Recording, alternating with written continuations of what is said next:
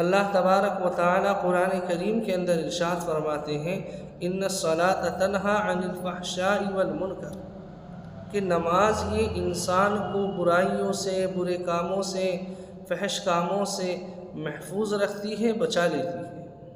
مراد یہ ہے کہ جب انسان 5 وقتہ نمازی بن جاتا ہے، نماز کا اہتمام کرنے لگتا ہے، تو پھر اس کی یہ نماز اس کو یہ فائدہ دیتی ہے کہ وہ اللہ تبارک و تعالی اس نماز کے ذریعے سے اس کی حفاظت فرماتا ہے برائیوں سے، برے کاموں سے۔ جو آج کل ہم راستوں پر، چوراہوں پر کھلم کھلا لوگوں کے سامنے برائیاں اور گناہ کرنے لگتے ہیں، ان برائیوں سے، ان گناہوں سے یہ نماز ہمیں محفوظ رکھتی ہے۔ اس لیے نمازوں کا اہتمام کیا جائے، نمازیں خوب پڑھی جائیں۔